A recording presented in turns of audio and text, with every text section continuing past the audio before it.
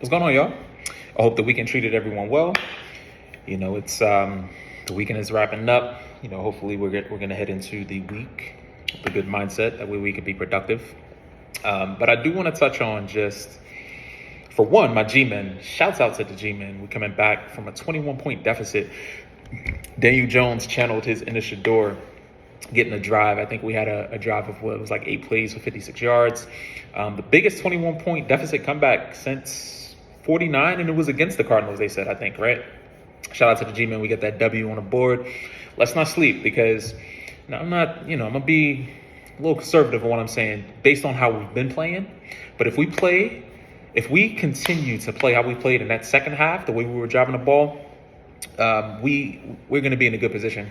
Definitely, I hope Saquon is good. He had a little ankle injury towards the end. Hopefully he's good. I haven't checked to see the status of whatnot. I don't even know if they released anything. But yeah, shout out to the G-Men. I really just wanted to talk about just how much I respect Coach Prime after this weekend. And now, granted, it's not to say I wasn't paying attention. Granted, it's not to say that I didn't respect him prior to. But, as I'm just thinking about controversy, man, like how controversy sells, how controversy pushes business, controversy pushes people to just want to be involved or just see what's going on because at the end of I wouldn't say at the end of the day, let me be mindful of my words, but it just seems that people just want excellent. They just want people to fail, right? They're looking for that one miss. Oh, I told you so. Oh, I knew it wasn't going to happen, right? And that's why a lot of people started following after the most recent controversy with the hat and glasses situation, right? Of course, the controversy with him leaving an HBCU to go to PWI, and then controversy with the Coach Robinson, I believe it was, and he's saying, oh, he's not SWAC or whatever.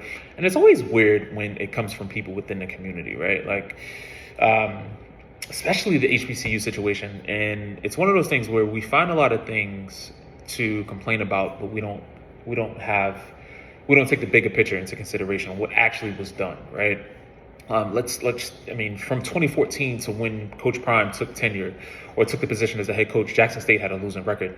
Nobody was paying attention to Jackson State, let alone really HBCUs at the level that they're paying attention to HBCUs now, right? Jackson State having exposure, being featured on ESPN's First Take, being featured in a Pepsi ad. What was it? The NBA All-Star Game 2021. They won Good Morning America, right?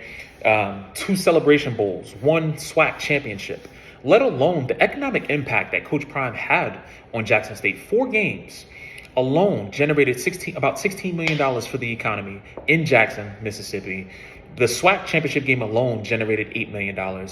And mind you, I think they said the last time that, or the most amount was about $7 million, but this was in 2017.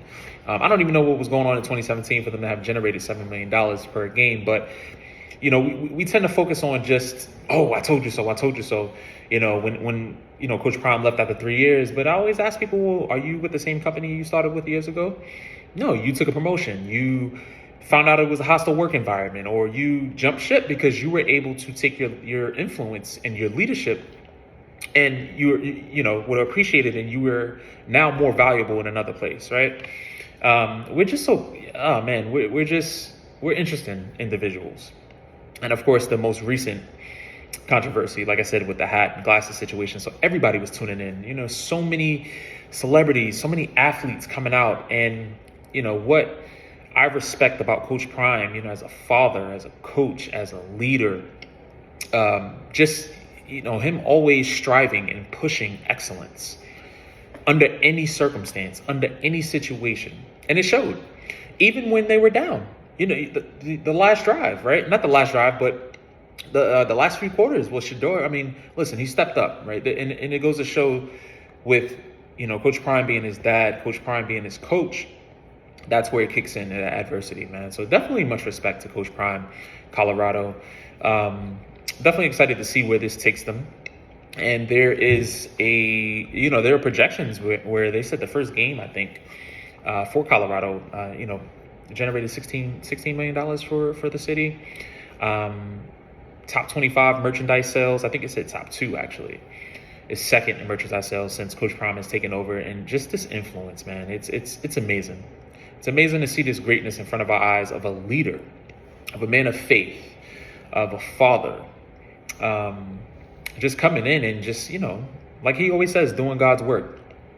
And I'm grateful that in my lifetime I'm able to see someone come into 2 shitty organizations and turn it around.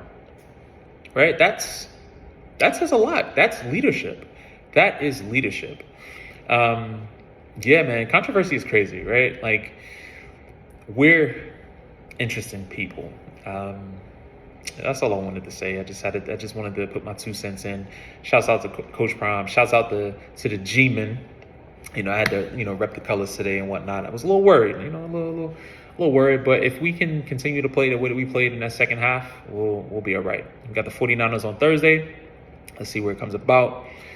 Shouts out to everyone. Enjoy the rest of your night. We got a productive week ahead of us. Peace.